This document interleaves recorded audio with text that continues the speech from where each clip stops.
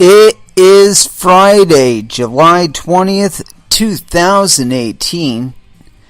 It is 8 p.m. Pacific Standard Time, and so you know what time it is. It's time for a little bit of coin metal. And it was very victorious. Get your ass kicked at Jiu-Jitsu Friday. It was kind of low on content. We did a little bit of sweeps. We did a lasso sweep today, which I thought was pretty fucking neat. Although I'll have to do it like 8 billion more times to get my leg to go around the right way. But I think it's one of those moves that could be done either gi or no gi. If you had a good enough grip on the wrist, I suppose you could probably get it on there. But yeah, it was a lot of fun. But again, I had a lot of trouble lapsing back into that issue of trying to stay in control. And the coach said go until submission, and so that's what I did. And I submitted my opponent 3 times. So that's like a rarity for me. I hardly ever submit anybody. I mean, seriously, it's like 9 times out of 10, I'm not seeing them. I'm just not seeing the opportunities. And so today, I don't know what it was. There was just, I did slow down a little bit, and I did relax once, but I really needed to relax more. But I mean, shit, the coach said go until fucking submission, so I went until submission. That's, I'm trying to be fun to play with and whatnot, but I mean, come on now. Do you want me to submit the guy, or do you want him to enjoy rolling with me? Which one? What do you fucking want from me here? And so, I was a little bit of a bruiser, and I got an arm triangle today. A fucking arm triangle. Something happened, man. I had the grip right, and I was actually going for a collar choke at first, and then I held on to the collar, and I had his arm down. I mean, I had his head under my armpit, and I pulled him like across the front of me, but I still had that grip in there. And because of that, I was able to get my arm up over his neck, and I don't think he saw it coming, honestly. I think it is one of the very few times that somebody who I did do something like that to didn't think I was just like trying to get him to his side, and so I could set him up for an arm bar or something like that. Which I almost got a what's that? Not an arm bar. It's not a Kimura. It was a Kimura. I did get a Kimura too, and I did get an Americana as well. That one was weird because like I had side control. I established really heavy side control, and I was keeping his arm pretty busy, and he knew his other arm was at threat. But I kept it tucked, and I was just waiting for it. If I tried to get my arms up under it to push it up over my shoulder and then lock it in, but that wasn't happening. And so that one again, I kind of let go, and I grabbed his collar, and as soon as I had his arm in the right position, I kind of thrust forward against his shoulder. And I flattened his shoulder out, and when I did, I got my arm right up under his armpit, so it trapped him from getting his arm back down. And then I just grabbed his wrist and elbowed his ear, and then finished it off. But like I said, very victorious. My opponents, very sorry if you're listening. Very sorry if I hurt you. Not trying to hurt you, just trying to get you to submit. Tap early, tap often. That is my rule. And there was no question in 2 or 3 of the submissions that I did today. Those were solid submissions. And as a matter of fact, on the Americana, he had his hand in the wrong position, and I realized that's why he wasn't tapping. So I let him get his arm up a little bit closer over his head, and then I pushed down on his wrist, right, to get the back of his hand flat, and then I just pulled it in, and that was it. Painting with the brush. You got to paint with the brush. So yeah, very victorious. I tried to internalize as much of what I was doing as far as setups go. I tried to really pay attention to, where was my opponent, what tools was I allowing them to use, and which tools was I denying them, and one of the things I love to do is trap one of your arms or one of your legs between me and you, because then you can't use it. If I trap one of your legs, there's no lockdown. There half your butterfly is gone. If I've got it trapped, like I got both of my legs over your outside leg. I got you up on your side. You don't have any leg action. I've neutralized the legs. But in being in that position, I don't have many options either. I could try working toward your back. That's certainly an option. But as far as what positions I have available to me, I try to get it to where I have use of at least two limbs while you have none or one. If I can get it down to one, I'm happy. Because then I don't have to worry about chokes. If I get you in the right position, I don't have to worry about chokes. I don't have to worry about arm bars or leg locks or any of that other business. I really like side control. I hate saying it because I hate being in it, but I like side control. And to that, I did have a gentleman had me in a really dominant side control the other day, but I was working my way out of it, and I think if I'd had like another 10 seconds, I would have had him. Like I wasn't seeing it in first, but all I had to do was put one of my hands in front of his outside knee and grab his outside ankle and then pull it up, and I would have been able to sweep him. But like I said, I didn't see it until it was too late. And so by the time I'd actually got my hands in the right position, time was up. It was over. But yeah, so I had a lot of fun. It was terribly exciting, and I'm feeling a lot more at home on the mat. There's been periods where I've felt more at home, and then periods where I've felt kind of less at home. Like it's something alien that I'm getting back on a bike after 20 years or something like that. Not something that I did last week. The muscle memory fades a little quicker for us older guys. Anyway, it seems like it is starting to stick a little bit. That I'm conscious of trying to maintain a decent position, if not dominant, at least secure. If I can work if I've got a secure position, I can work from there. If I've got a dominant position, I can work from there. But if I don't have dominance, I'll settle for security, at least for the moment. Anyway, let's go ahead and throw down into some music. And Anthrax always comes up first on my list because they start with an A. And so we're going to pull from them The Giant, First Dance, here on Coin Metal.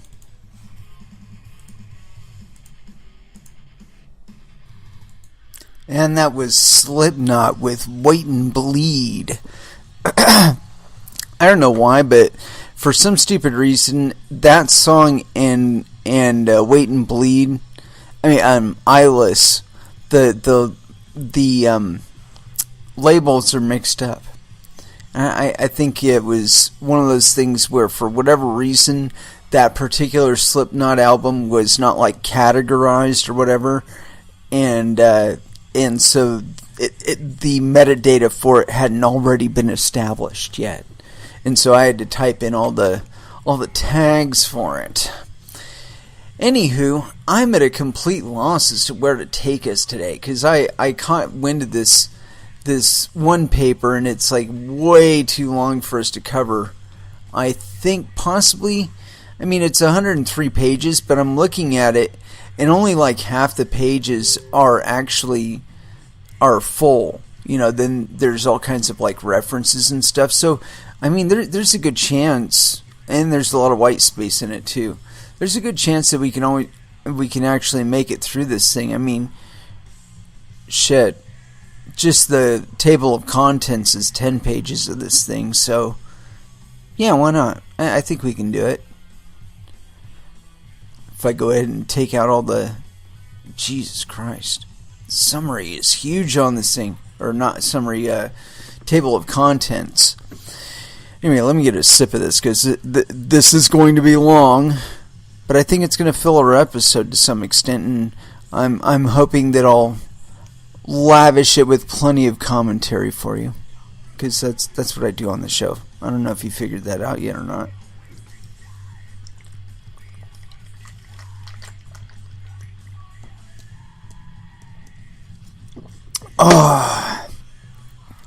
Jiu-jitsu is thirsty work, kids.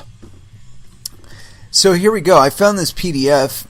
I'm not entirely certain when it was authored, but it seemed like something that we should probably review. This is from the European Parliament, a study requested by the Tax 3 committee, so of course people that want to get their snout into the trough. Cryptocurrencies and blockchain, legal context and implications for financial crime, money laundering, and tax evasion. Anyway, this thing is 103 pages. Oh, it's got a little QR code too here. Policy Department for Economic, Scientific, and Quality of Life Policies. Authors Professor Dr. Robbie Hubin, Alexander Snyers,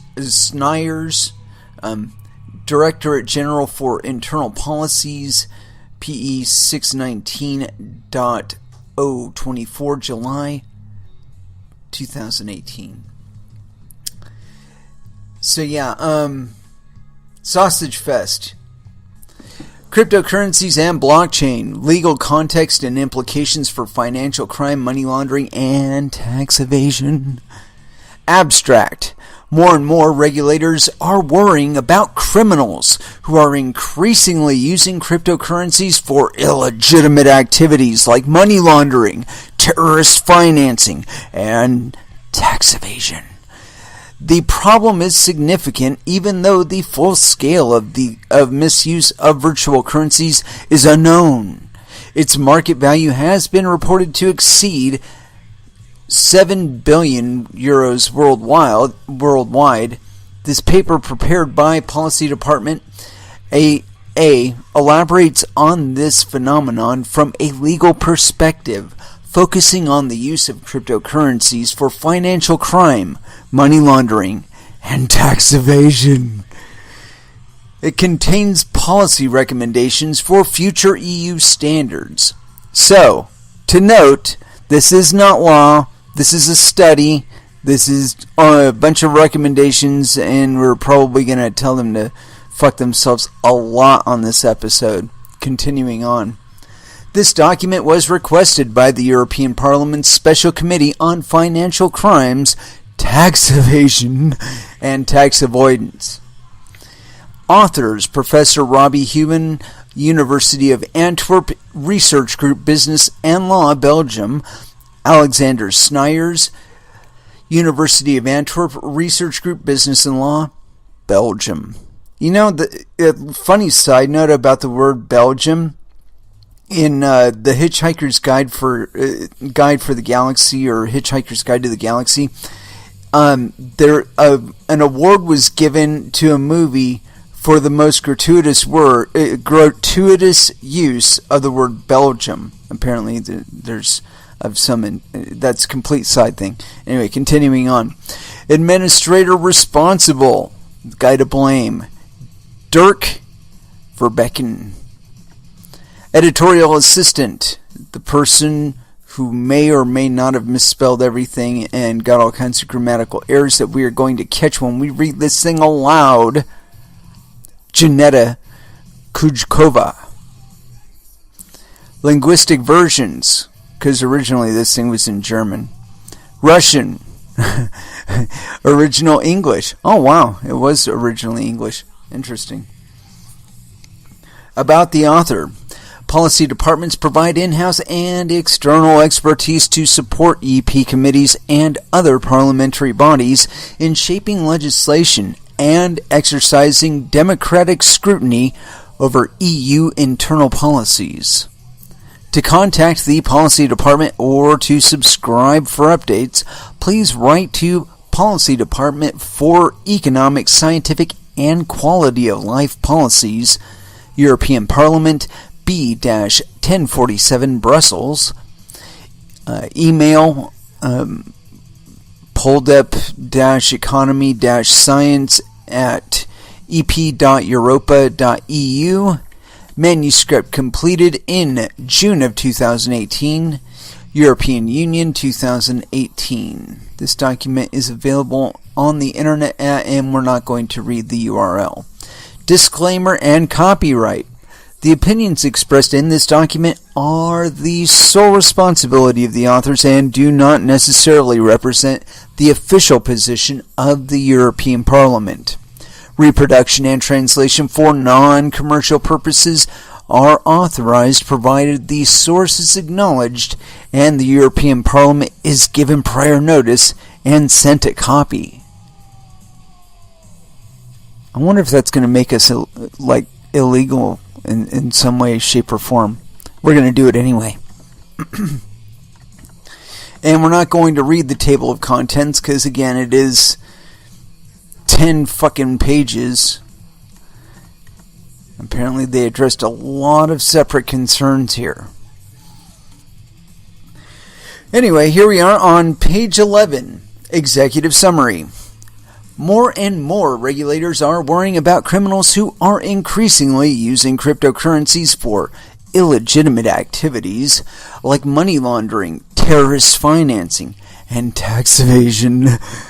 The problem is significant, even though the full scale of misuse of virtual currencies is unknown.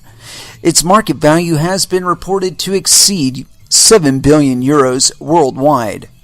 This research elaborates on this phenomenon, focusing on the use of cryptocurrencies for financial crime, money laundering, and tax evasion. The key issue that needs to be addressed is the anonymity surrounding cryptocurrencies. This anonymity, varying from complete anonymity to pseudo-anonymity, prevents cryptocurrency transactions from being adequately monitored, allowing shady transactions to occur outside of the regulatory parameter, and criminal organizations to use cryptocurrencies to obtain easy access to clean cash. Anonymity is also the major issue when it comes to tax evasion. When a tax authority does not know who enters into the taxable transaction because of the anonymity involved, it cannot detect nor sanction this tax evasion. The existing European legal framework is failing to deal with this issue. There are simply no rules unveiling the anonymity associated with cryptocurrencies. However, the tide is changing. The fifth revision of the Directive on Money Laundering and Terrorist Financing, AMLD5, is in the final phase of being adopted. AMLD5 includes a definition of virtual currencies and subjects virtual currency exchange services and custodian wallet providers to customer due diligence requirements and the duty to report suspicious transactions to financial intelligence units. The information obtained can also be used by tax authorities to combat tax evasion. AMLD5's definition of virtual currencies is sufficient to combat money laundering, terrorist financing, and tax evasion via cryptocurrencies. Nevertheless, it is important to closely follow up on the use cases of virtual currencies to ascertain the definition remains to be a sufficient one going forward. When we look at the key players in cryptocurrency markets, we can see that a number of those are not included in AMLD5, leaving blind spots in the fight against money laundering, terrorist financing, and tax evasion. The examples are numerous and include miners, pure cryptocurrency exchanges that are not also custodian wallet providers, hardware and software wallet providers, trading platforms, and coin offerers. Persons with malicious intent could look up these blind spots if that would happen, and it would appear to have a material adverse effect on the fight against money laundering, terrorist financing, and tax evasion. Expanding the scope of AMLD5 should be considered, meaning the bug is not currently far enough up your ass. With respect to unveiling the anonymity of users in general, i.e. also outside of the context of virtual currency exchanges and custodian wallet providers, no immediate action is taken. Only in its next supranational risk assessment, the Commission will assess a system of voluntary registration of users. This approach is not very convincing if the legislator is truly serious about unveiling the anonymity of cryptocurrency users to make the combat against money laundering, terrorist financing, and tax evasion more effective.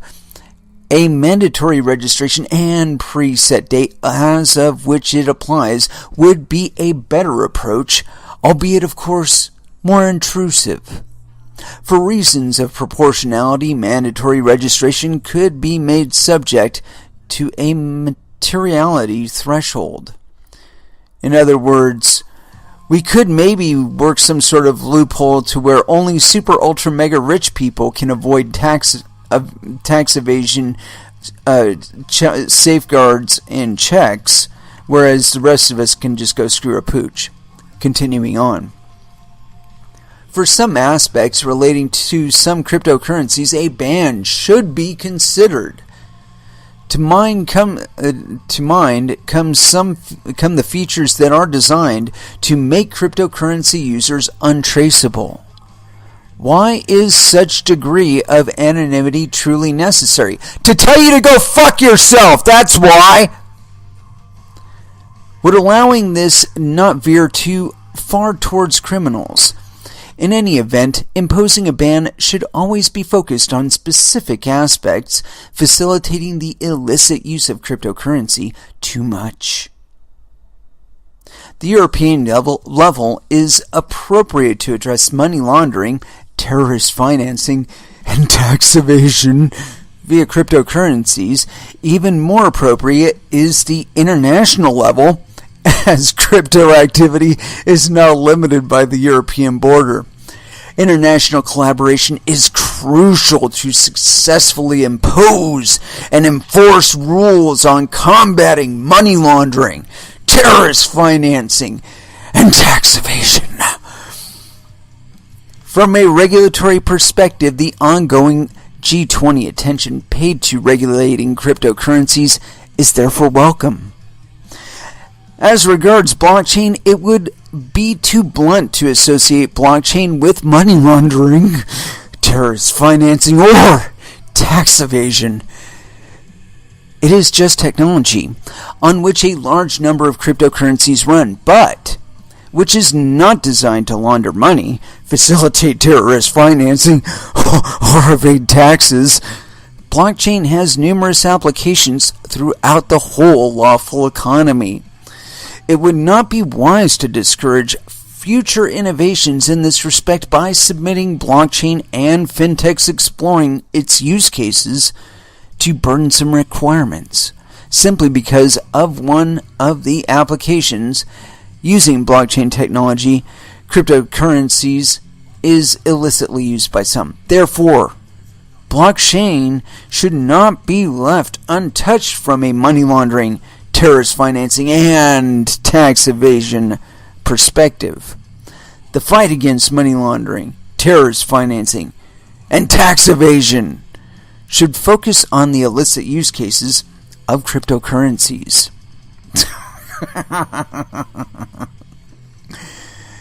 1. General information. Key findings.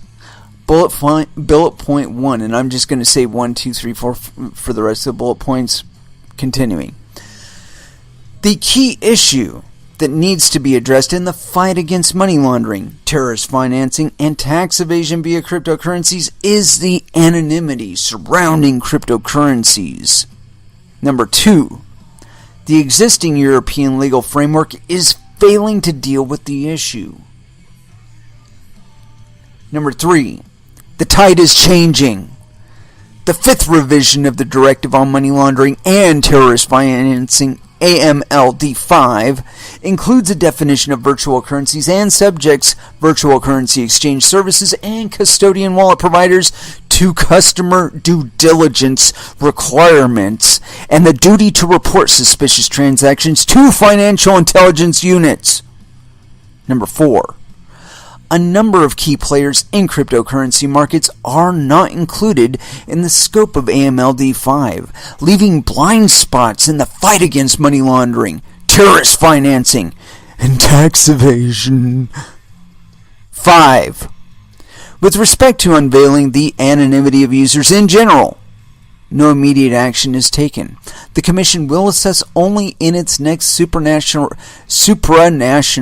goddamn, they made that word up, supranational risk assessment, a system of voluntary registration of users, a mandatory registration, and preset date as of which it applies would be a better approach to unveil the anonymity of cryptocurrency users. Actually, dude, I'm just going to tell you right now,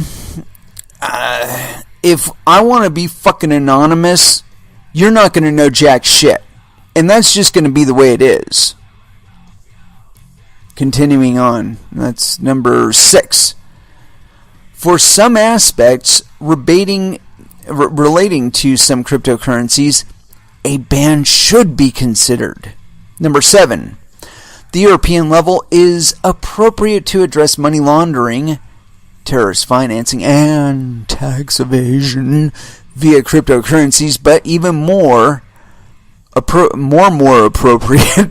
Dude, they put the word more in there twice.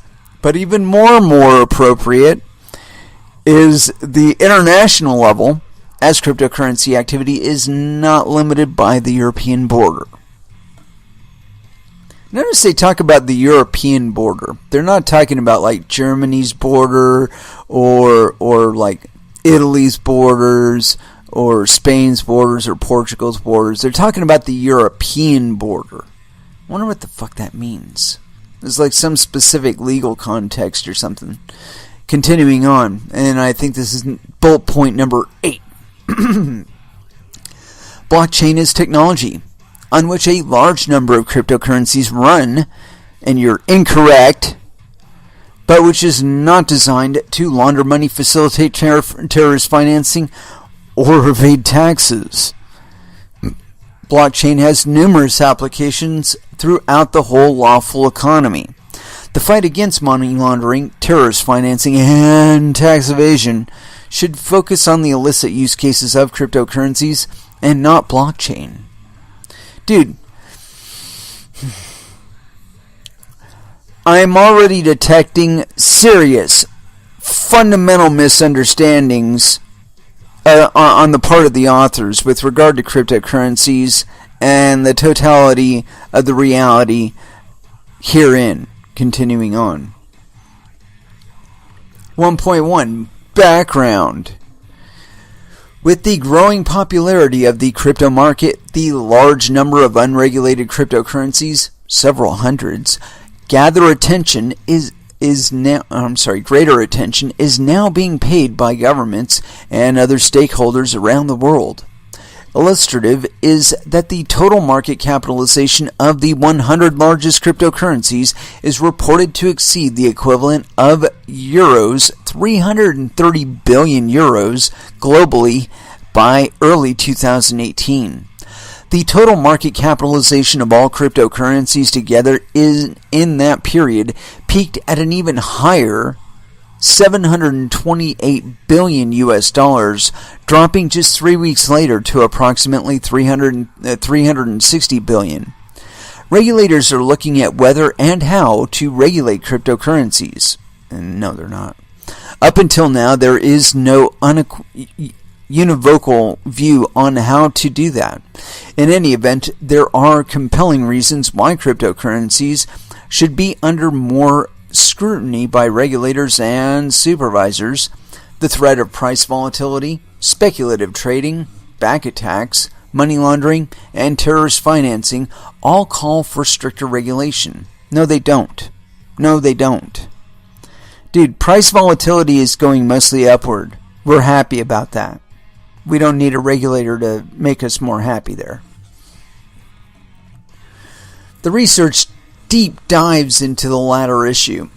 According to many, aside from the instability of cryptocurrency prices, these cryptocurrencies must have greater regulatory oversight in order to prevent illegal activity and illegitimate use. It's not going to matter, dude. It's not going to fucking matter. You can watch the fucking blockchain all you want. You're not going to stop people from doing things that you don't want them to do with cryptocurrencies. This is like one of those realms. It used to be of the internet, but like the cryptocurrencies have attributes that allow us to use them without the internet at all. So I mean, really, brother, you're like spinning your wheels here. Continuing on. Regulator. Aside from the instability of cryptocurrency prices, regulators are worrying about the criminals who are increasingly using cryptocurrencies for activities, trading away from official channels, like fraud and manipulation, tax evasion, hacking, money laundering, and funding for terrorist activities. The problem is a significant one, even though the full scale of misuse of virtual currencies is unknown, and you will never know it, by the way. Its market value has been reported to exceed 7 billion euros worldwide. And it's way higher than that. 1.2. Scope of the research. Cryptocurrencies and blockchains are a monstrous topic. There are several hundreds of cryptocurrencies, and the applications of blockchain technology are also numerous. To make this research a useful and focused one, we have to narrow it down. To do this, the research attaches a multiple connecting factors defining its scope. Firstly, the research is limited to cryptocurrencies and blockchain. This means that other types of assets other than cryptocurrencies, such as token or crypto securities, are not within the scope of this research. Pfft. Dude, that's where all the fucking fraud happens. What are you fucking talking about? We will explain how these assets differ from cryptocurrencies further on. We will also not elaborate on derivatives of cryptocurrencies, which are essentially investment instruments. Blockchain will be scrutinized to the extent cryptocurrencies run on this technology. Therefore, blockchain technology will not be looked at outside of the context of cryptocurrencies, such as it being used as a technique to eliminate intermediaries in the financial, public, or other sector. This would lead too far and exceeds the scope of this research. Secondly, the research relates to the legal context of cryptocurrencies and blockchain. The focus is hence a legal one. This means that we will not elaborate on all technical aspects, and there are many, relating to cryptocurrencies and blockchain. We will only touch upon those to the extent necessary to understand the legal context. We will also not take an economic, criminological, or any other approach than a legal one. We focus on the EU legal context. Therefore, we will not elaborate on the international or national context unless it is relevant to better understand the European context. Thirdly, the legal context is addressed in connection with the implications for financial crime, money laundering, and tax evasion. I swear to Christ, dude, they got paid for every single fucking time they mentioned money laundering, terrorist financing, and tax evasion. Therefore, we will only scrutinize the legal context of cryptocurrencies and blockchain to the extent relevant in connection with financial crime, money laundering, and tax evasion.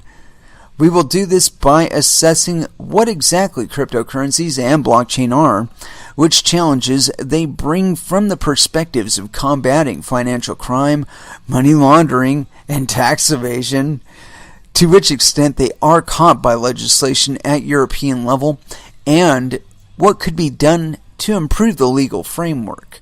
We will not deep dive into other legal queries than those related to money laundering, terrorist financing, and tax evasion, such as the qualification of cryptocurrencies under tax laws or the protection of investors in cryptocurrencies, whether or not consumers, under financial services laws. Although very interesting, these queries exceed the scope of this research. Lastly, the research relates to financial crime, money laundering, and tax evasion. Financial crime is no term of art. Generally speaking, it is used as an umbrella term to designate all sorts of crimes relating to the use of finances, such as fraud, theft, tax evasion, bribery, money laundering, terrorist financing, etc. In an EU context, financial crime includes, you know what? I like to mention cryptojacking.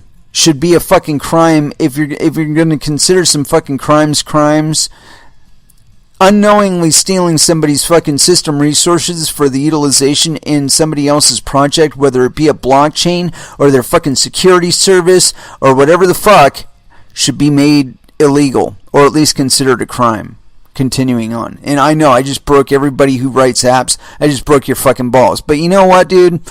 All of that shit sucks up somebody's resources. So make your shit lightweight and I won't bitch about it, okay? Continuing on. Lastly, the research relates to financial crime, money laundering, and tax evasion. Financial crime is no term of art, blah, blah, blah, blah, blah, blah, blah, blah. Financial interests of the union. Okay. In an EU context, financial crime includes inter alia crimes against the integrity of the financial sector, such as money laundering and insider dealing, and crimes against the financial interests of the union, such as fraud. In this research, we will not elaborate on all imaginable financial crimes.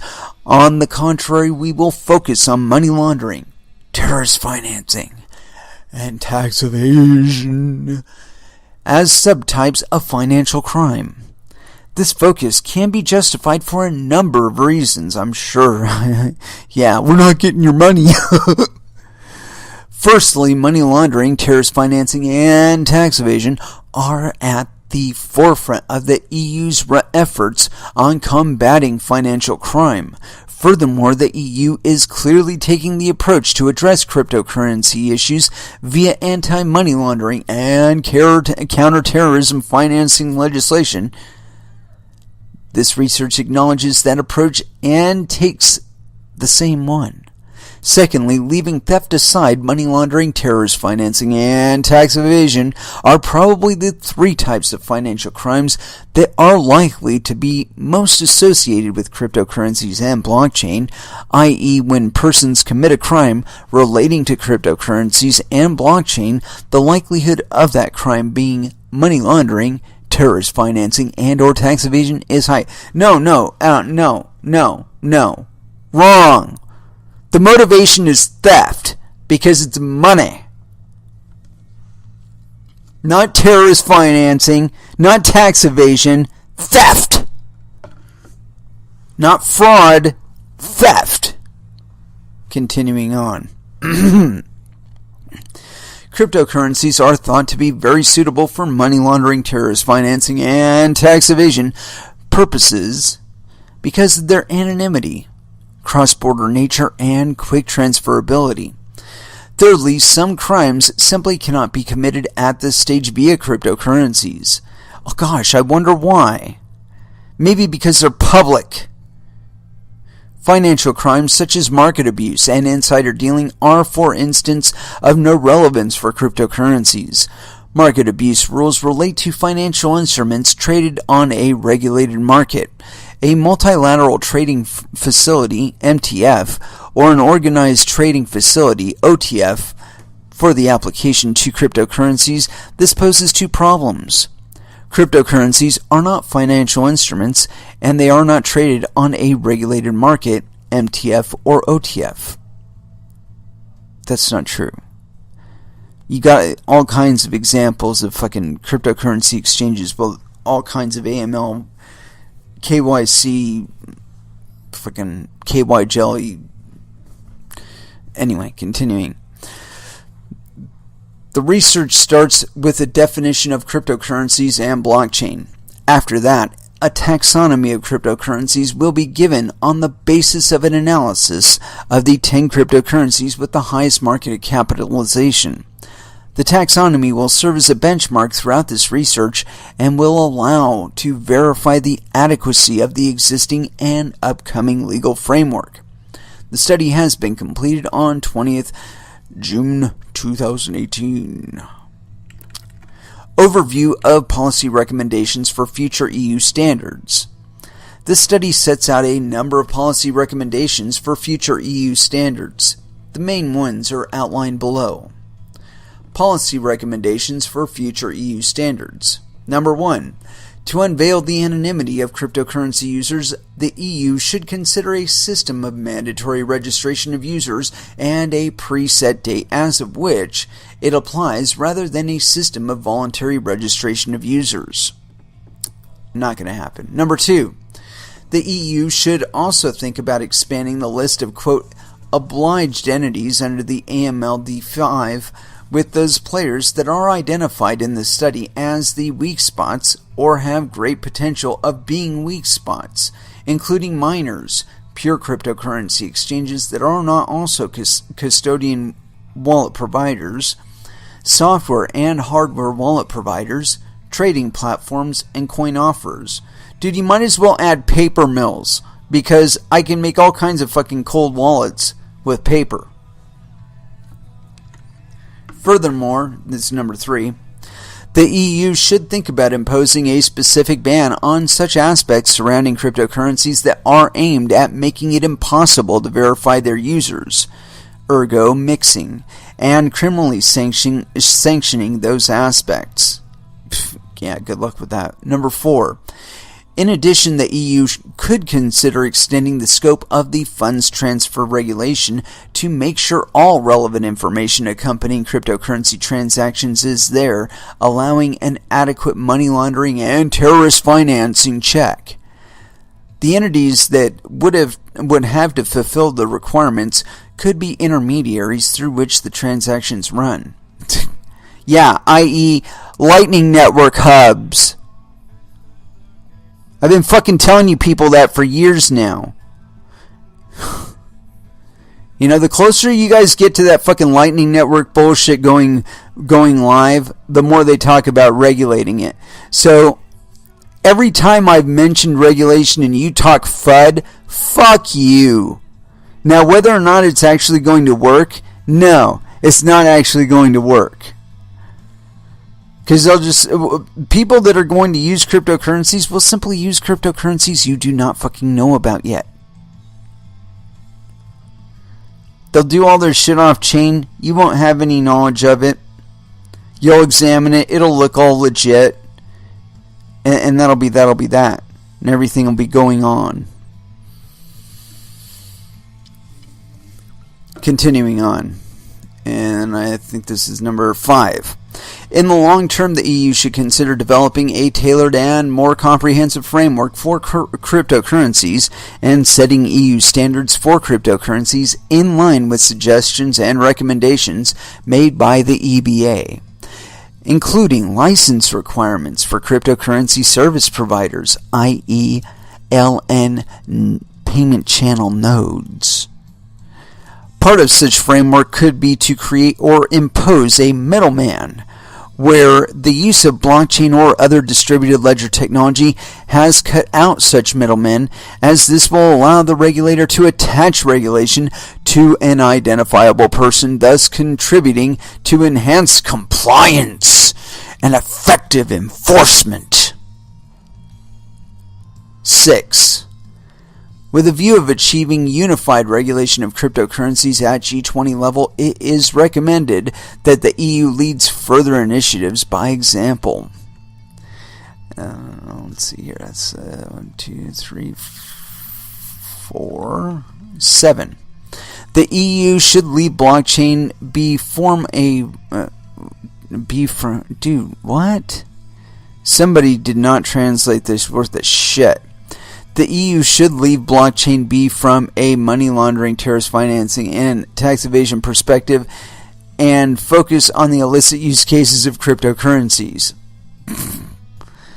Blockchain is just technology and can have beneficial effects in a wide array of sectors.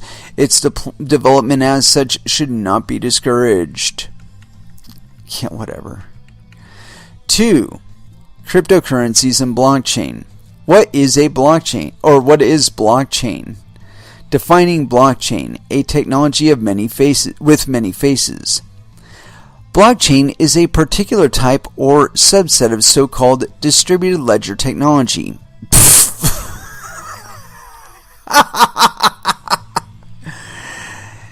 DLT is a way of recording and sharing data across multiple data stores, also known as ledgers, which each have the exact same data records and are collectively maintained and controlled by a distributed network of computer servers, which are called nodes.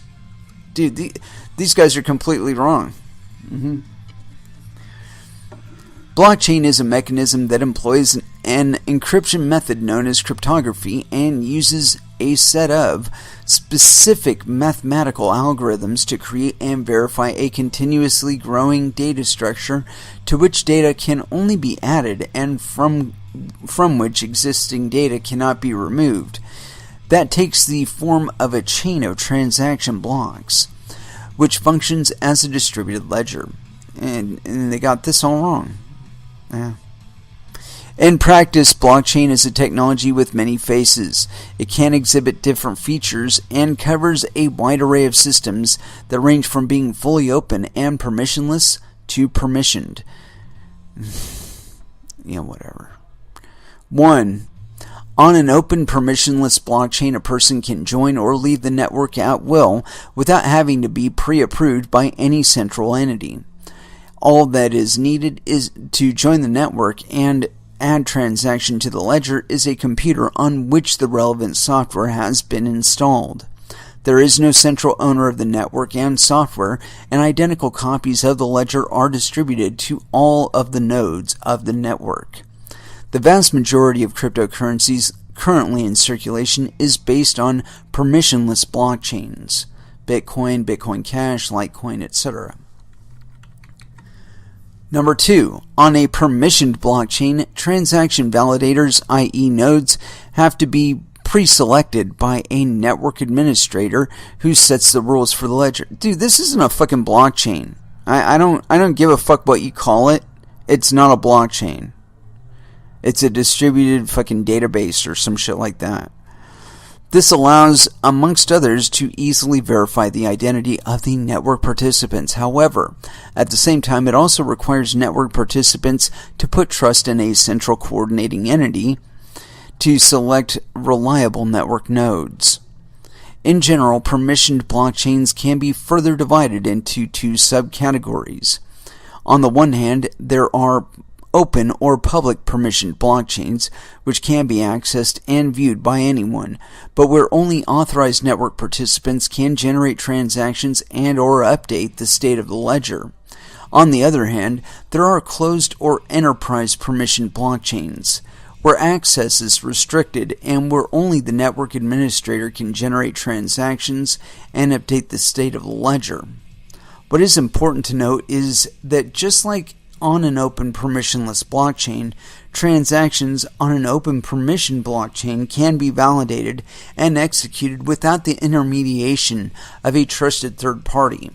Some cryptocurrencies like Ripple and Neo utilize public permission blockchains.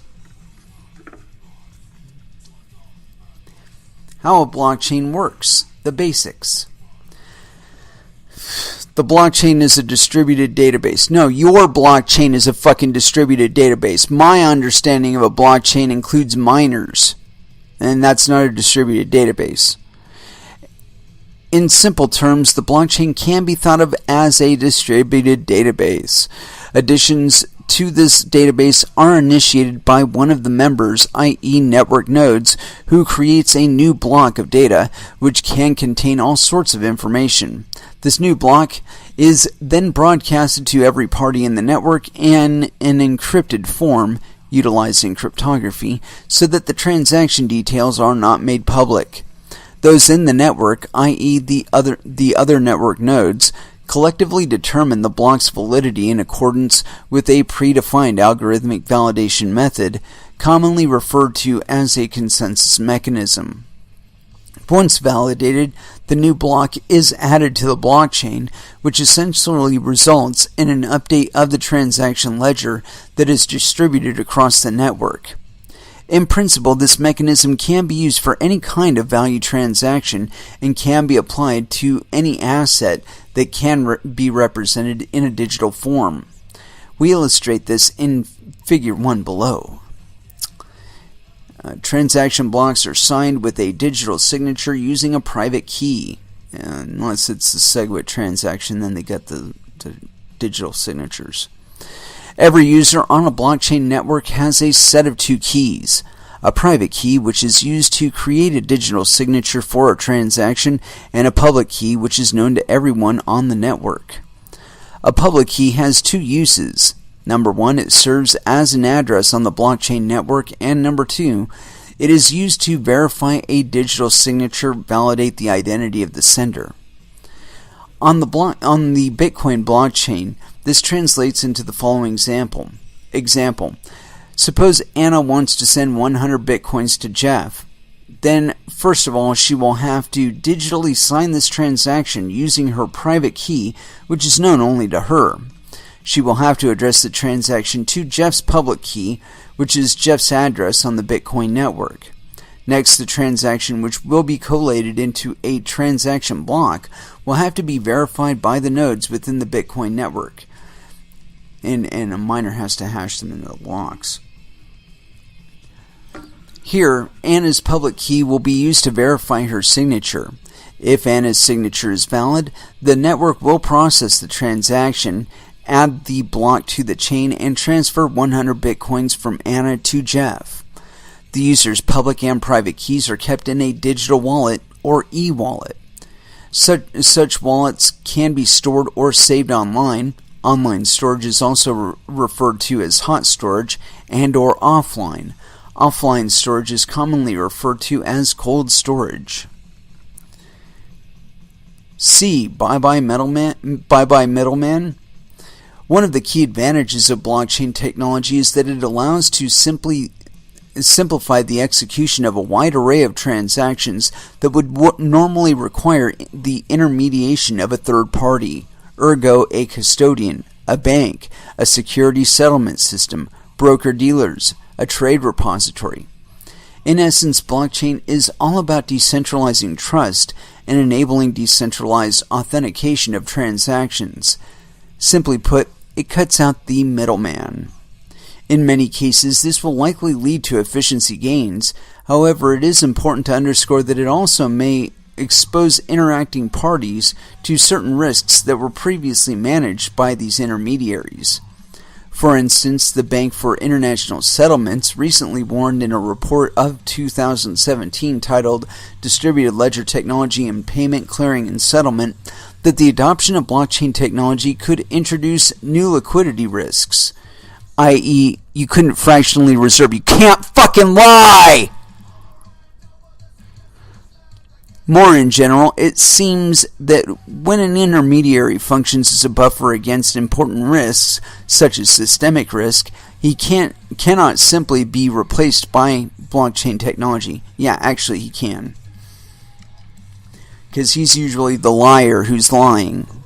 And we're going to pause it right there. I want to go ahead and throw back down into some music for right now. But we're getting to the short pages, so this ought to be going pretty quick afterward.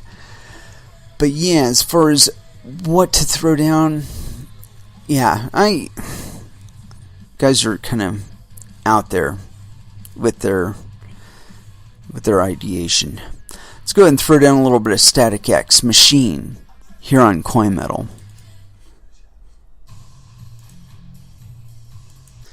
And that was Molotov Brother by 12 Foot Ninja. That was actually the choice of the computer. It said, you know what, you haven't played this song yet, so I'm going to play it for you. And I didn't have an opportunity to stop it. And it's a good song, so we just went with it. You know, there's no hurt in that. Anywho, let's get back into this bad boy. We're on page 20 of 103, 2.1.3. The blockchain consensus mechanism. In principle, any node within a blockchain network can propose the addition of new information to the blockchain. In order to validate whether this addition of information, for example a transaction record, is legitimate, the nodes have to reach some form of agreement. Here, a quote-unquote consensus mechanism comes into play. In short, a consensus mechanism is a predefined specific cryptographic validation method that ensures a correct sequencing of transactions on the blockchain. In the case of cryptocurrencies, such sequencing is required to address the issue of quote-unquote double spending, i.e., the issue that one and the same payment instrument or asset can be transferred more than once if transfers are not registered and controlled centrally. A consensus mechanism can be structured in a number of ways.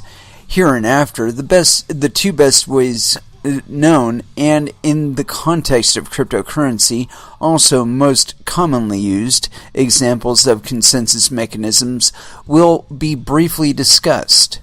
Proof of work mechanism and proof of stake mechanism. A. Proof of work, POW. In a proof-of-work system, network participants have to solve so-called cryptographic puzzles to be allowed to add new blocks to the blockchain. This puzzle-solving process is commonly referred to as mining. In simple terms, these cryptographic puzzles are made up of all information previously recorded on the blockchain and a new set of transactions to be added to the next quote-unquote block. Because the input of each puzzle becomes larger over time, resulting in a more complex calculation, the proof-of-work mechanism requires a vast amount of computing resources which consume a significant amount of electricity. And it's intentionally that way, so it's harder to cheat than just to play along.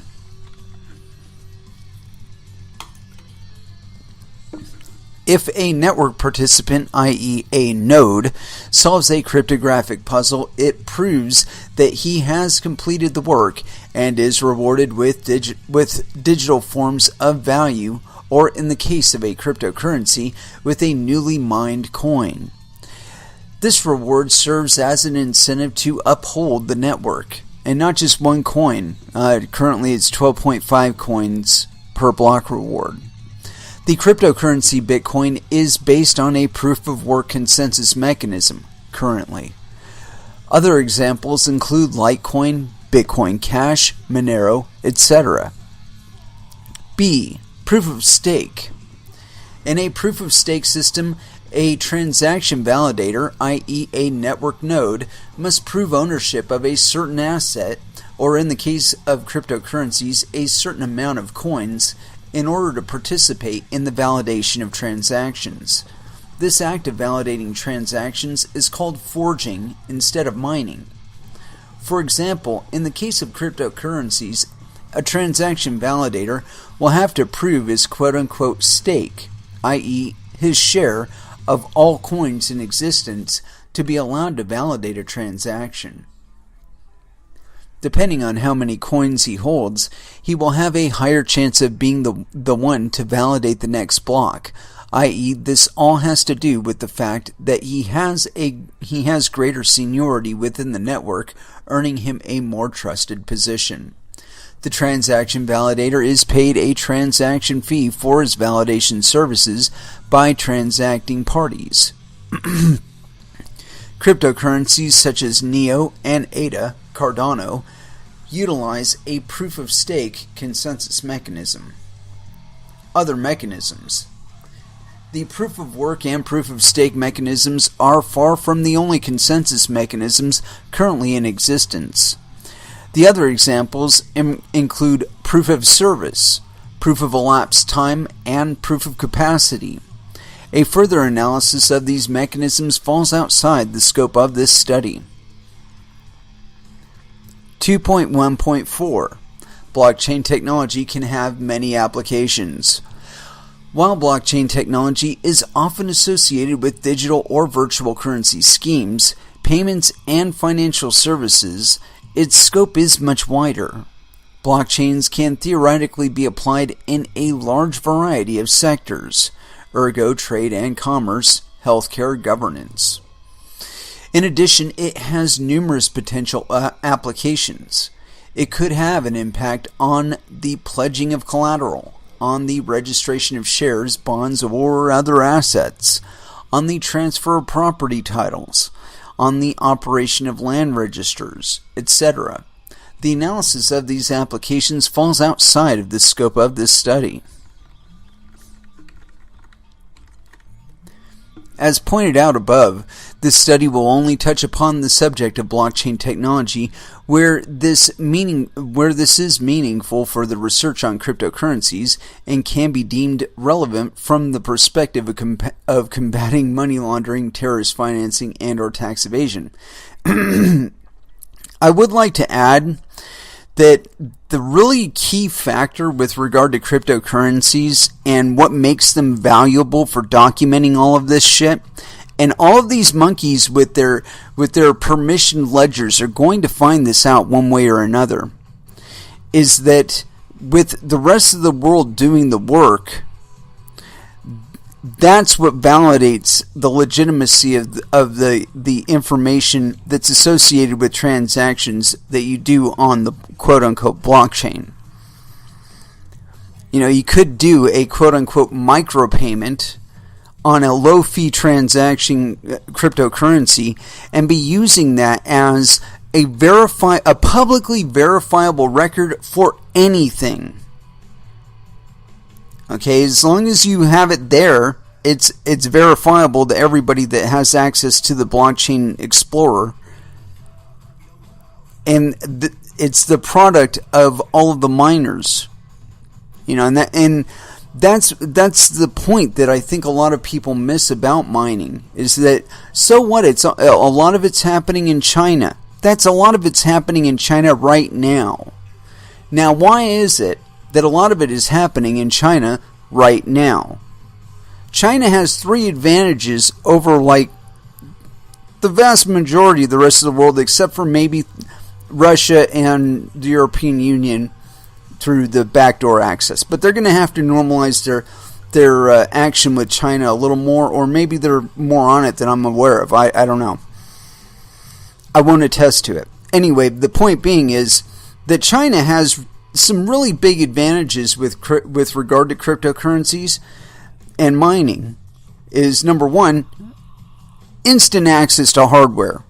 When AMD or Intel or whoever comes out with a new iteration of something, they've got the foundries over there that are making the die for the boards, for the CPUs, for the RAM, and all that shit is happening over there.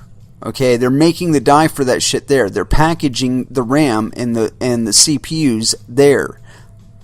So it's only natural that because they are the source of a lot of this shit, that they're going to have it way earlier than everybody else. Okay, so that's one major advantage. Number two, they're expanding dramatically, or they have been. And what they've been doing is they go out to the middle of the fucking countryside where they got these villages all over the place. And when I say villages, I mean they do have electricity and all that. But they establish these huge coal-fired plants and they fire them up. Well, after they've fired them up, it's more expensive to shut them down. So they just keep them burning. Well, all the electricity that's generating has to go somewhere. So these villages, they got fucking electricity everywhere, right? Well, where are you going to mine? You're going to mine where the electricity is the cheapest. And when this itty-bitty village doesn't have a real big electricity demand, and you got this coal-fired electricity generating plant right there, what the fuck are you going to do with it? You're going to monetize that shit. So that's number two right there. And number three, and this is one that's proving to be the most important factor in mining, I believe, and will continue to be, is that up until relatively recently, China has been turning a complete blind eye. From what I understand, it's still kind of turning a complete blind eye because they understand the economic advantages that cryptocurrencies bring to them. The lack of real urgency with regard to addressing regulation in this space in not only China but also South Korea, Japan, and the types of regulatory frameworks that they're talking about are really way more permissive than the United States and apparently the EU, who wants to just go completely digital gulag according to these guys, because they envision all of the quote unquote legitimate activity is going to be in these like AML regulated. Fuck you. Look, the authority that cryptocurrencies give is global. Okay, if you wanted something that was a global governance system, put your fucking trust in cryptocurrencies and build some mining facilities. Establish your stake in the game. You know, there is no such thing as a bystander once you're possessing cryptocurrencies. You are not a bystander anymore. You are a participant. And so everything that happens here impacts you. And that includes your level of participation. And what frightens the shit out of a lot of these people is that they cannot tell you no. If you can read the code, if you can study up on and learn how to code, you're so far ahead of these people that it scares the shit out of them. You could be wielding that Vorpal blade of digital finance on your own. Scares the shit out of the people that wrote this paper. Now, these people that wrote this paper are writing this as a quote-unquote proposal. And so it's not actually something that's a product of the EU or a concern of the EU. It's just the authors of this thing. Continuing on. 2.2. What are cryptocurrencies? And we're on page 22 of this thing. 2.2.1. Introduction. Establishing a definition of cryptocurrencies is no easy task. Yeah, because that's not your fucking job. Much like blockchains, cryptocurrencies have become a buzzword to refer to a wide array of technological developments that utilize a technique better known as cryptography. In simple terms, cryptography is the technique of protecting information by transforming it, i.e. encrypting it, into an unreadable format that can only be deciphered or decrypted by someone who possesses a secret key. Cryptocurrencies such as Bitcoin are secured via this technique using an ingenious system of public and private digital keys. Hereinafter, we try to give a suitable definition of cryptocurrencies on the basis of a critical analysis of the definitions already developed by various concerned policymakers at European and international level. And side note, it's not their fucking job either. 2.2.2. The policymakers: ECB, IMF, BIS, EBA, ESMA, World Bank, and FATF.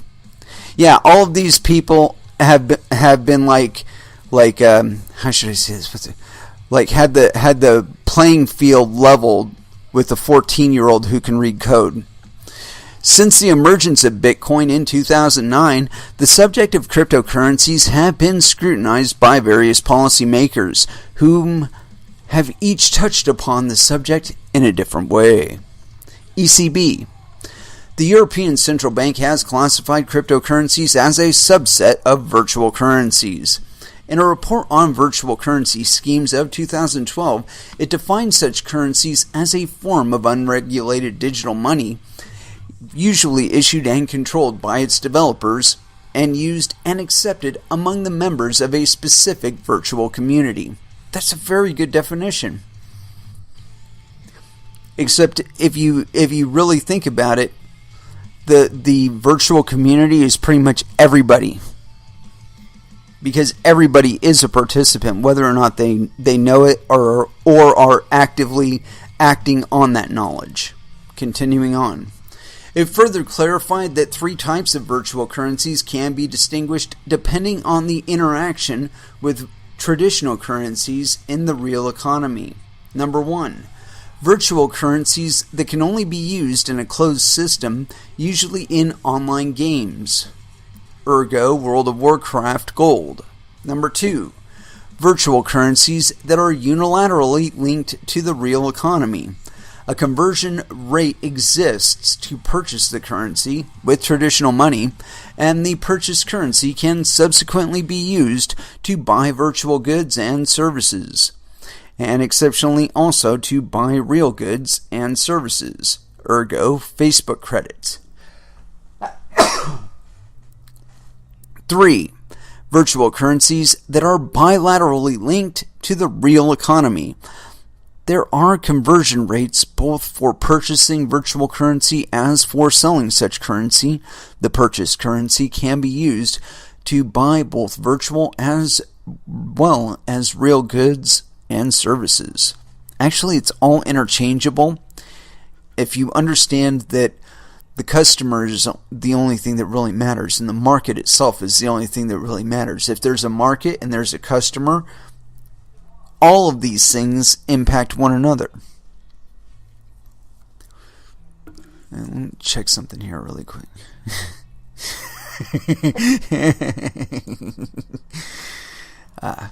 Cryptocurrencies such as Bitcoin are virtual currencies of the latter type. They can both be bought with traditional money and sold against traditional money, and they can be used to buy both digital and real goods and services.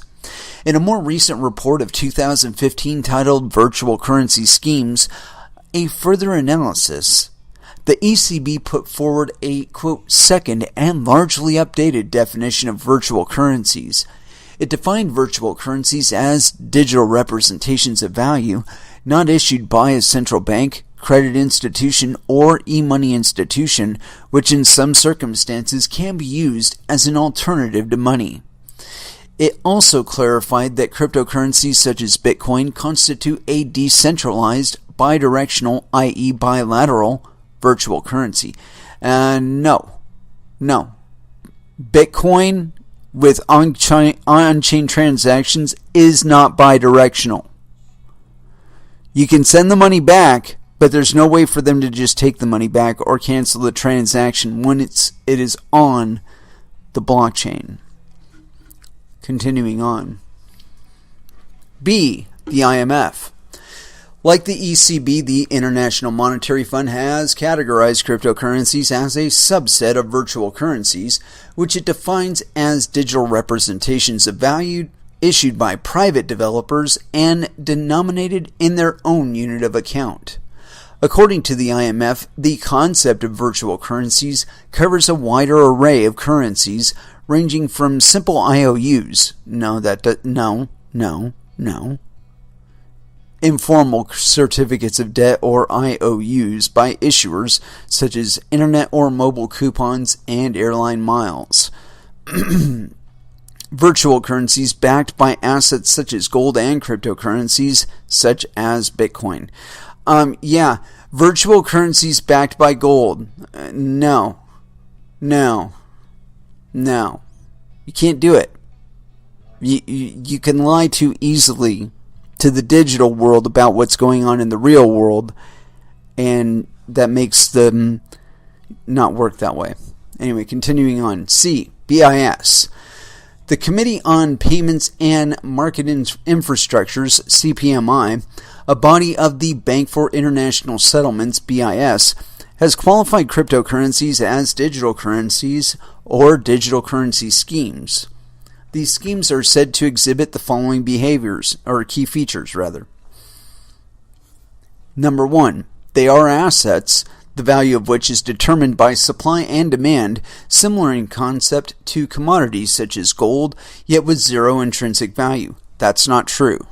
Number 2, there are some with absolutely zero intrinsic value, but if there was electricity, hardware, and bandwidth dedicated to the mining of it, it does have an intrinsic value because somebody believed in it enough to put forward that effort. Number 2, they make use of distributed ledgers to allow remote peer-to-peer exchanges of electronic value in the absence of trust between parties and without the need for intermediaries. And number 3, they are not operated by any specific individual or institution. That's pretty accurate. D, the EBA. The European Banking Authority, EBA, has suggested to refer to cryptocurrencies as virtual currencies, which it defines as digital representations of value that are neither issued by a central bank or public authority, nor necessarily attached to a fiat currency, but are used by natural or legal persons as a means of exchange, and can be transferred, stored, or traded electronically. That's pretty accurate. Although it's vague, it is kind of accurate. E, the ESMA. The European Securities and Markets Authority, ESMA, has recently also referred to cryptocurrencies as virtual currencies in a pan-European warning issued in cooperation with the European Issuance and Occupational Pensions Authority, EIOPA, and the EBA. Fully in line with the EBA's definition, virtual currencies are defined as digital representations of value that are neither issued nor guaranteed by a central bank or public authority and do not have the legal status of currency or money. Good. Glad they recognize that. F, World Bank. The World Bank has classified cryptocurrencies as a subset of digital currencies, which it defines as digital representations of value that are denominated in their own unit of account, distinct from e-money, which is simply a digital payment mechanism representing a denominated in fiat money. Contrary to most other policymakers, the World Bank has also defined cryptocurrencies itself as digital currencies that rely on cryptographic techniques to achieve consensus. No mention of miners. G, FATF. Like many other policymakers, the Financial Action Task Force, FATF, has approached cryptocurrencies as a subset of virtual currencies, which it defines as digital representations of value that can be digitally traded and function as, number 1, a medium of exchange, and or, number 2, a unit of account, and or, number 3, a store of value.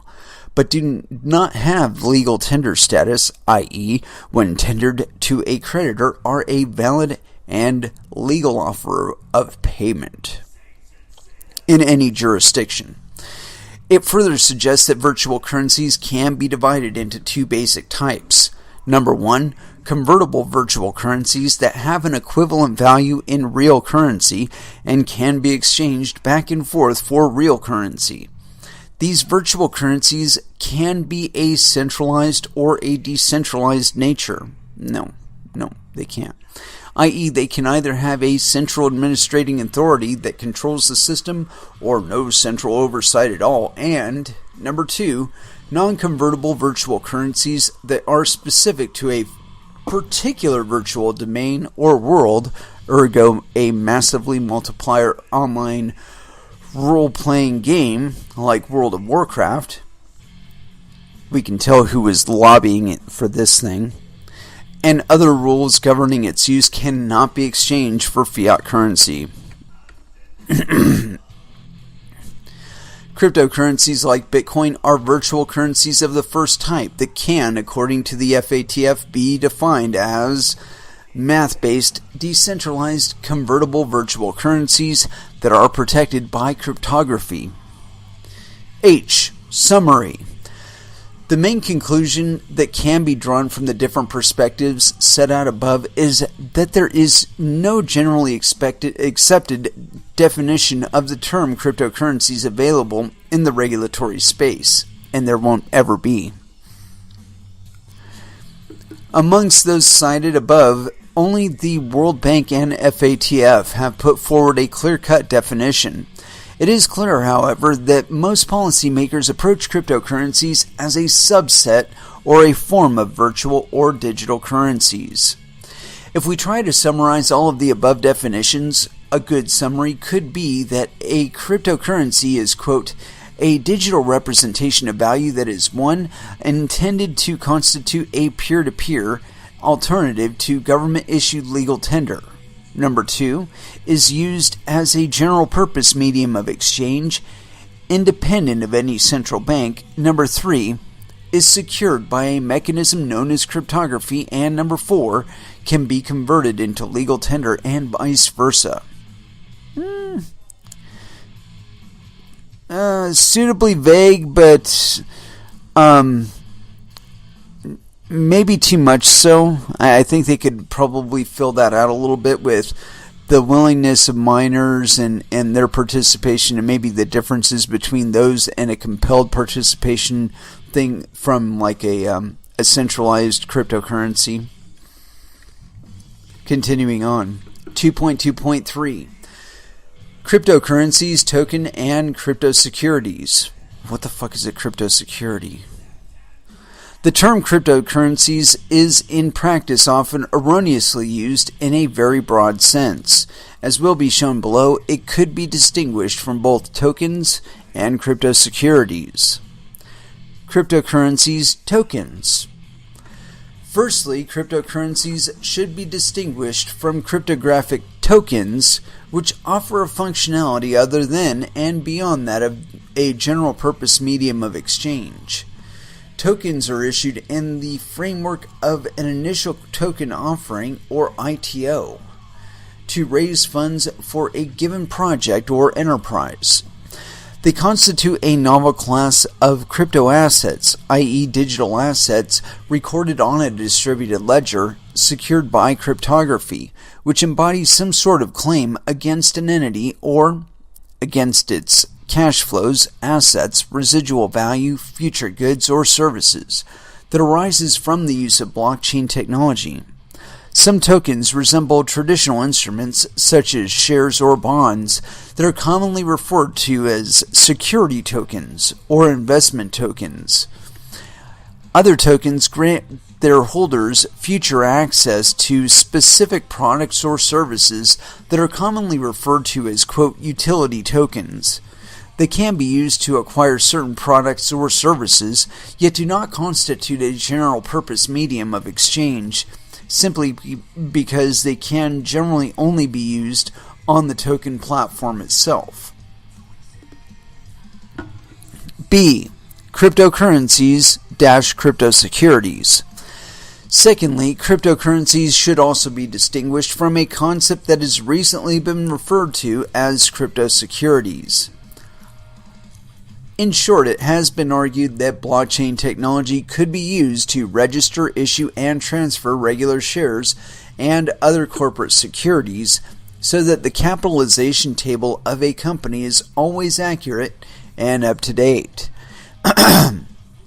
Because this technological process would be secured by cryptography, it has been suggested that these securities be defined as crypto securities. The only connection between this newly developed concept, crypto securities, and cryptocurrencies is that they both utilize blockchain technology, and that's where the association ends. 2.2.4 Cryptocurrencies Blockchain.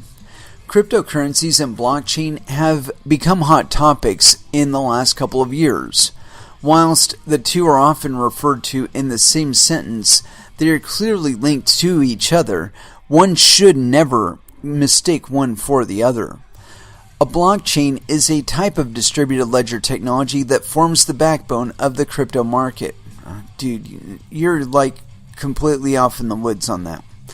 It is the technology behind the large variety of cryptocurrencies currently in circulation.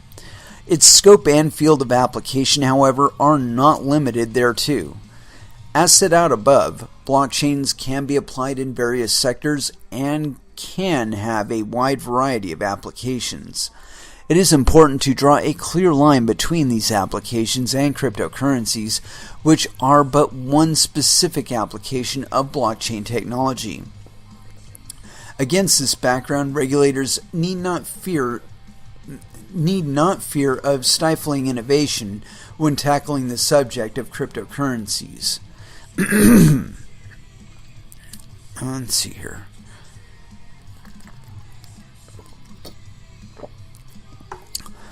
Alright, continuing on. 2.3 Who are the players involved? The cryptocurrency market is a new playing field where different actors each play a particular role. To shed some more light on how the market works, and without attempting to be exhaustive, we will herein further identify the key players. 2.3.1 Cryptocurrency users. A first and very important player is the cryptocurrency user. A cryptocurrency user is a natural person or legal entity who obtains coins to use them 1. To purchase real or virtual goods or services from a set of specific merchants, 2. To make peer-to-peer payments, or 3. To hold them for investment purposes, i.e. in a speculative manner. Without trying to be exhaustive, a cryptocurrency user can obtain his coins in a number of ways. Firstly, he can simply buy his coins on a cryptocurrency exchange using fiat money or another cryptocurrency. 2. Secondly, he can buy his coins directly from another cryptocurrency user, i.e. through a trading platform. This form of exchange is often referred to as a peer-to-peer exchange. Thirdly, if a cryptocurrency is based on a proof-of-work consensus mechanism, he can mine a new coin, i.e. participate in the validation of transactions by solving of a, quote, cryptographic puzzle and be rewarded in a new coin. 4. Fourthly, in some cases he can obtain his coins directly from the coin offerer, either as part of a free initial offering of coins, ergo on the Stellar Network, lumens are being given away for free, or in the framework of a crowd sale set up by the coin offerer, ergo a large bulk of Ethereum, was sold in a crowd sale to cover certain development costs. 5th, if he sells goods or services in exchange for cryptocurrency, he can also receive coins as payment for those goods or services. 6. In In the case of a hard fork of a coin's blockchain, he will automatically obtain an amount of the newly created coin. And 7. Finally, he can receive coins as a gift or donation from another cryptocurrency user. 2.3.2 Miners. A second player is the miner who participates in validating transactions on the blockchain by solving a cryptographic puzzle. As explained above, the process of mining relates to cryptocurrencies that are based on a proof-of-work consensus mechanism.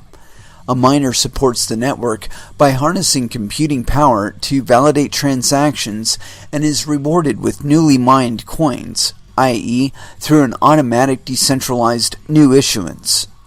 Miners can be cryptocurrency users, or more commonly, parties who have made a new business out of mining coins to sell them for fiat currency, such as US dollar or euro, or for other cryptocurrencies.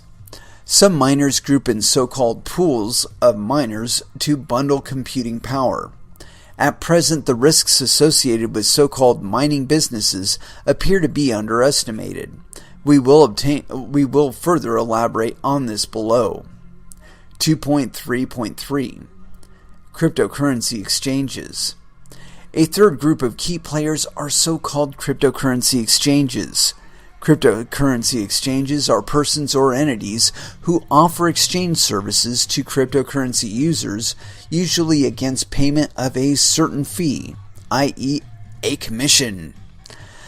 They allow cryptocurrency users to sell their coins for fiat currency or buy new coins with fiat currency. They usually function both as a bourse and as a form of exchange office.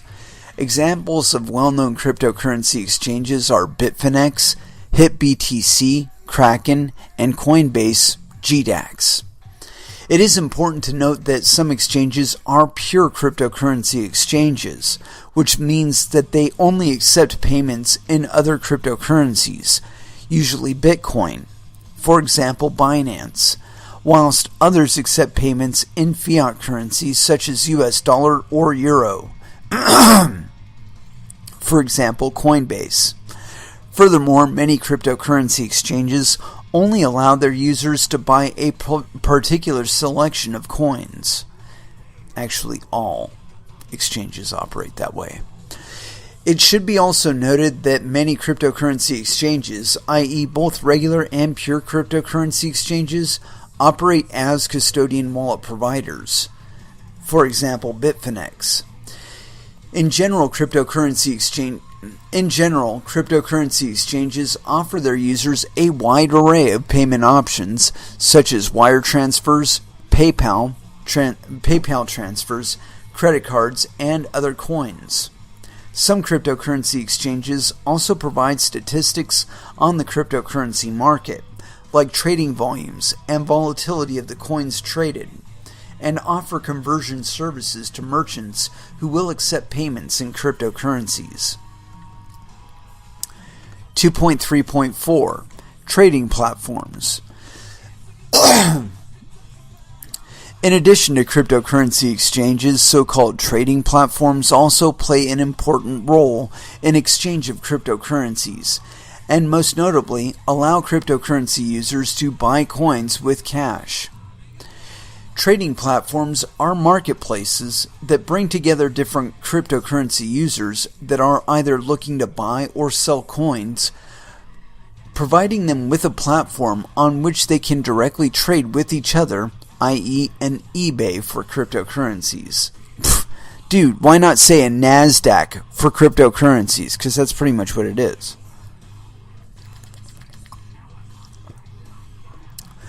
Trading platforms are sometimes referred to as peer-to-peer exchanges or decentralized exchanges.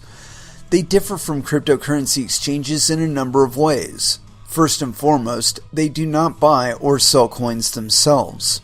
Secondly, they are not run by an entity or company that oversees and processes all trades, but they are operated exclusively by software, i.e. there is no central point of authority.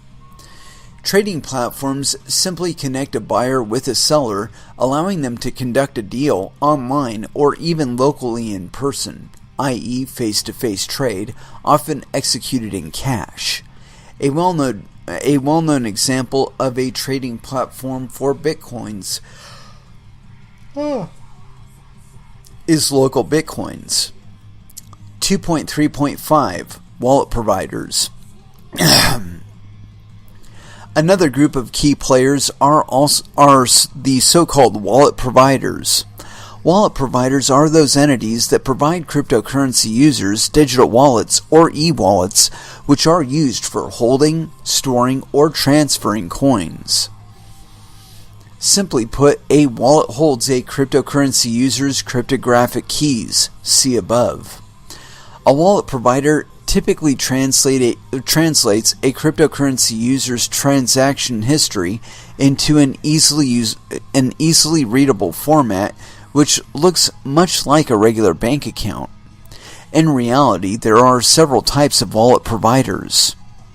Number 1, hardware wallet providers that provide cryptocurrency users with specific hardware solutions to privately store their cryptographic keys, ergo Ledger Wallet. Number 2, software wallet providers that provide cryptocurrency users with software applications which allow them to access the network, send and receive coins, and locally save their cryptographic keys, ergo JAX. Number 3, custodian wallet providers that take online custody of a cryptocurrency user's cryptographic keys, ergo Coinbase. 2.3.6 Coin investors. There are also those players who are referred to as coin investors. Coin investors are individuals or organizations who have developed the technical foundations of a cryptocurrency and set the initial rules for its use. In some cases, their identity is known, ergo Ripple, Litecoin, Cardano, but ever so often they remain unidentified, ergo Bitcoin, Monero. Some remain involved in maintaining and improving the cryptocurrency's code and underlying algorithm, in principle without administrators' powers, whilst others simply disappear, ergo Bitcoin. 2.3.7 Coin offerers. A final group of key players to be distinguished are often the coin offerers. Coin offerers are individuals or organizations that offer coins to cryptocurrency users upon the coin's initial release, either against payment, i.e. through a crowd sale, or at no charge, i.e. in the framework of a specific sign-up program, ergo Stellar, seen below, normally to fund the coin's further development or boost its initial popularity. The coins these coin offerers offer to cryptocurrency users are created or pre-mined prior to the coin's official release, the coin's inception. Coins that are distributed this way are either partially pre-mined or pre-created, i.e. cryptocurrency users can still generate more coins after the release, or are fully pre-mined or pre-created. In the latter case, the coin offerer usually retains a large portion of the coins, ergo this is the case with Stellar. It is important to note that not all coins have an identifiable coin offerer, nor are all the coins pre-mined or is its full supply pre-created. A coin offerer can be the same person as the coin inventor or another individual or organization. 3. Classifying cryptocurrencies. 3.1 Scoping the crypto market. After having known a steady growth over the last couple years, the market for cryptocurrencies has skyrocketed in 2017, appreciating more than 1,200%. At present, there are several hundreds of coins in circulation, with a total market capitalization of well over $300 billion. and more continue to pop up on a regular basis. In order to fully grasp this emerging market and carry out a meaningful study, we have opted to first analyze the key properties of the best-known cryptocurrency, Bitcoin, and then tackle the main features of a selected number of alternative cryptocurrencies, better known as altcoins. And we're going to pause right there. I'm getting a little bit worn down, got to recaffeinate and rehydrate. Let's go ahead and throw down a little bit of music here. We're probably not going to finish this thing tonight, and that's fine, but we will notify you where we leave off at. But let's go ahead and get some music, and we played the shit out of 12-Foot Ninja already, but we have not played any White Zombie. And so here we go, a little bit of Black Sunshine here on Coin Metal. And that was Prong with Interbeing. Let's get a little deeper into this bad boy before we close out. I mean, we've got another 13 minutes at least, and we do have to get one last dance in, but that gives us a little bit of time. And we're in number 3, classifying cryptocurrencies.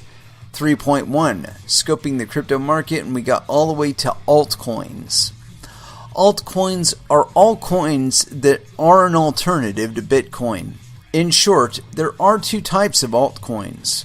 Number 1, altcoins that are built using Bitcoin's original open source protocol with a number of changes to its underlying codes, conceiving a new coin with a different set of features. An example of an altcoin is Litecoin. Number 2, altcoins that are not based on Bitcoin's open source protocol, but that have their own protocol and distributed ledger. Well-known examples of such altcoins are Ethereum and Ripple. This study will focus on the 10 altcoins that currently have the highest market capitalization, see Table 1. We have made this selection not only on the basis of current popularity of these altcoins within the crypto community, but also because they exhibit a wide range of different features. Some of them are based on Bitcoin's original open source protocol, whilst others constitute an entirely new platform and or ecosystem. Some utilize a proof-of-work mechanism, others employ another form of consensus mechanism. Most are characterized as pseudo-anonymous, yet some are said to be even fully anonymous, meaning that the amount of coins their users own, send, and receive is not observable, traceable, or linkable through the blockchain's transaction history. And let's see here. They might actually have a mention. Let's see here. Ooh, that they actually have a reference to a paper on privacy coins. Continuing on. The below analysis of selected cryptocurrencies is based solely on the information available to the public via the internet. And then it's got a list of all the coins and market capitalizations. 3.2, Bitcoin and beyond, the 10 cryptocurrencies with the highest market capitalization. A. What is Bitcoin? Bitcoin, BTC, is usually described as a virtual, decentralized, and, at first glance, anonymous cryptocurrency that is not government-backed or backed by any other legal entity, and that cannot be exchanged into gold or any other commodity. And with regard to legal entity, if I exist as a legal entity in anybody's contexts, I would be the legal entity that's backing Bitcoin.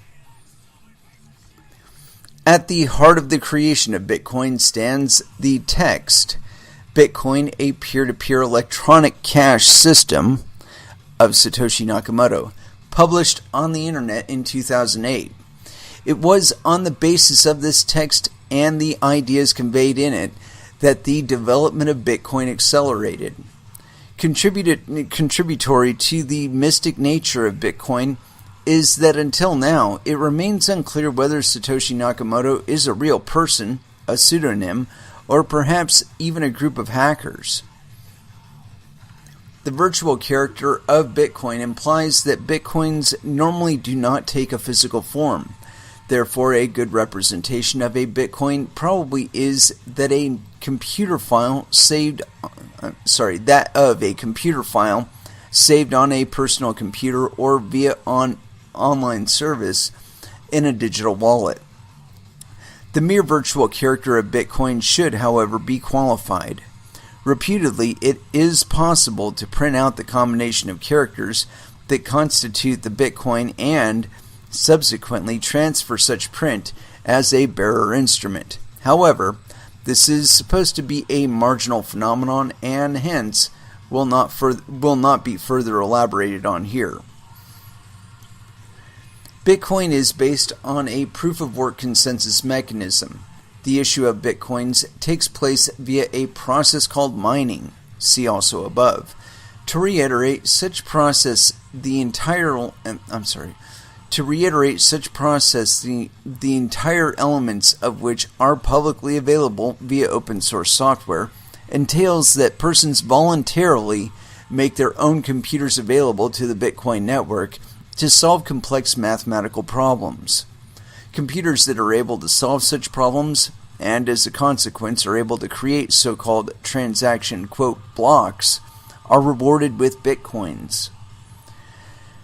The aggregate number of Bitcoins that can be created through mining is limited. The Bitcoin system is programmed so that the development of blocks in time will be rewarded with increasingly less Bitcoins and that at no point in time will more than 21 million Bitcoins exist. The fact that the creation and increase of Bitcoins is automated and limited by the system itself implies that there is no need for the intervention of a central entity/authority to issue Bitcoins. The limited number of Bitcoins, together with the fact that conversion rates for Bitcoins are determined by supply and demand, without a government body being able to intervene, ergo by printing additional money, results in a high volatility in Bitcoin prices. B. Bitcoin runs on an open permissionless blockchain. The Bitcoin blockchain is a typical example of an open permissionless blockchain. Any person can join or leave the public Bitcoin network at will without having to be pre-approved by any central entity. All that is needed to join the Bitcoin network and add transactions to the ledger is a computer on which the relevant software has been installed. And it is with that I would like to close this out. We are on page 35 of this, and like I said, I'll post a link for this again in my Twitter. I've already done that once, but I'll do it again just to let you guys have a reference point for where we ended up on it. All told, I think there's a lot of interesting information for people that don't have any pre-existing knowledge of Bitcoin or other cryptocurrencies. However, I feel like they do omit some key details. They do enunciate them once or twice, but in my mind, not entirely enough to fully flesh out a lot of really complex topics that they cover in here. But it is with that I would like to close out this episode. We will be back again on Monday at 8 p.m. Pacific Standard Time. And so until then, I want y'all to trade safe. Do your homework. And watch out for your own bunghole, because nobody else is going to do it for you. We're going to close it out with a little bit of Metallica, as we have not played any Metallica yet. And as far as which song to play, though, given our time available, it's got to be Hardwired, off their latest release, Hardwired to Self-Destruct, Last Dance, here on Coin Metal. Thank you very, very much for listening. I certainly do appreciate the support. Like and subscribe on YouTube, and be sure to follow me on Twitter.